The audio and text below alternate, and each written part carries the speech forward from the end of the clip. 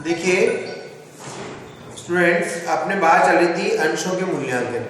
अंशों के मूल्यांकन में वैल्यू ऑफ शेयर ज्ञात करने के लिए there are two methods for the calculation of value of share. The first method net asset method and the second is yield method, प्रत्याय या प्रतिफल विधि। यील्ड मेथड से मैंने कल भी पहली वाली क्लास में भी आपको बताया था कि यील्ड मेथड से हमें उस अंश के बाजार मूल्य की गणना होती है और उससे आंतरिक मूल्य की गणना होती है नेट एसेट मेथड से। तो इसमें प्रत्याय या प्रतिफल विधि या यील्ड मेथड से जब प्रत्यंश मूल्य ज्ञात करते हैं तो तीन आधार होते हैं। नंबर 1 लिखेंगे लाभांश दर के आधार पर, ए।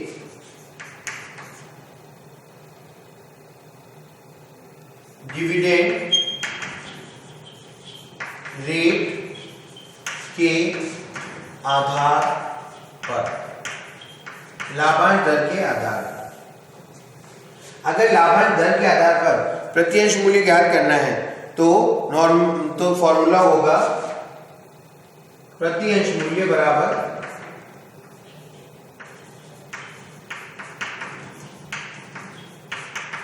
लाभांश दर बटा सामान्य दर प्रति अंश चुकता मूल्य, पेड अप वैल्यू, प्रति अंश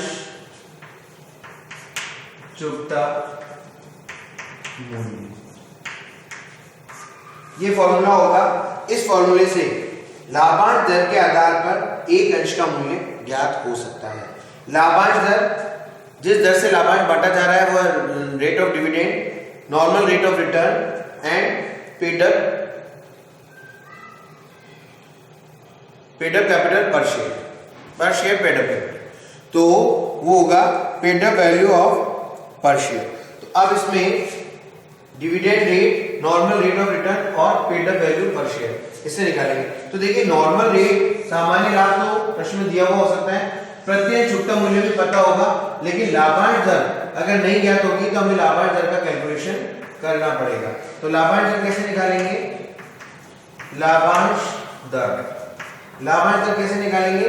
लाभांश दर निकालने के लिए फॉर्मूला होगा बांटे गए लाभ डिवाइडेड बाय अंश पूंजी। बांटे गए लाभ डिवाइडेड बाय अंश पूंजी, मतलब कितनी अंश पूंजी पर कितना लाभ बांटा गया गुणा 100। 1 लाख की पूंजी पर 20,000 रुपये लाभ बांटा गया तो हम कहेंगे बांटे गए लाभ 20,000। 1 लाख की पूंजी पर तो कितना परसेंट बांटा? 100, तो ये हो गया 20%। इससे आया 20%। वो 20% जो है वो 20% यहाँ लाभांश दर की जगह आएगा। नॉर्मल रेट ऑफ रिटर्न जो मार्केट में चल रही है, सामान्य प्रत्याय की दर जो चल रही है वो प्रश्न में लिखी होगी, वो यहाँ आएगी। एक अंश का चुकता मूल्य वैल्यू, पेड अप वैल्यू पर शेयर, वो यहाँ आएगा। इसको जब सॉल्व कर देंगे तो एक अंश का मूल्य आ जाएगा, जो हम कहेंगे उसको कि ये डिविडेंड रेट के आधार पर ज्ञात किया गया कंपनी का बाजार मूल्य, कंपनी के अंश का बाजार मूल्य। तो ये हुआ लाभांश दर के आधार पर। अब दूसरी विधि और है आशान्वित प्रत्याय दर के आधार पर,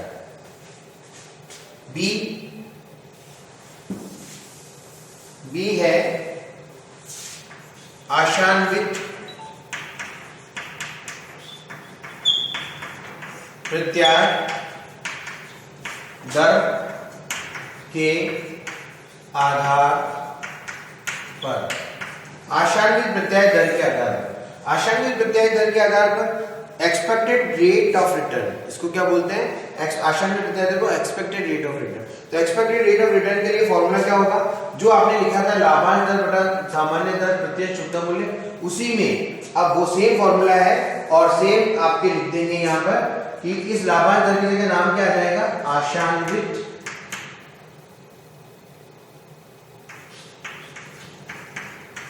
प्रत्याय दर divided by same normal rate सामान्य दर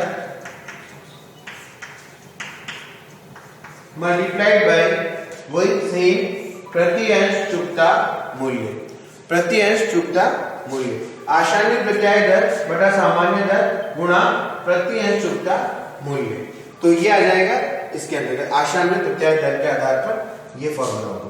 अब वही बात कि नॉर्मल रेट प्रश्न में लिखी होगी, प्रति अंश चुकता मूल्य पता होगा, यहाँ पर वही आएगा प्रति अंश चुकता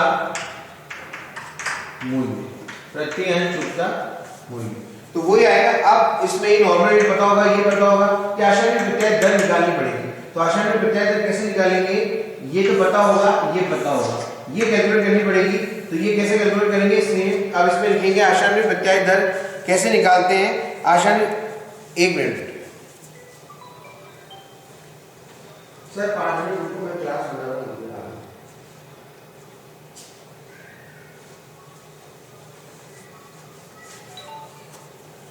आशान्वित प्रत्याय दर जो है वो कैसे कैलकुलेट की जाएगी। आशान्वित प्रत्याय दर के आधार आशान्वित प्रत्याय दर करेंगे कि समता अंशों के लिए लाभ डिवाइडेड बाय समता अंश पूंजी। ये आशान्वित प्रत्याय दर कैसे निकालते हैं, समता अंशों के लिए लाभ, समता अंशों के लिए लाभ, समता अंशों के लिए लाभ डिवाइडेड बाय समता अंश पूंजी, समता अंश पूंजी गुणा वही कि समता अंशों के लिए लाभ, जो इक्विटी शेयर होल्डर्स को जो लाभ बांटा जाएगा उसको बोलते हैं समता अंशों के लिए लाभ।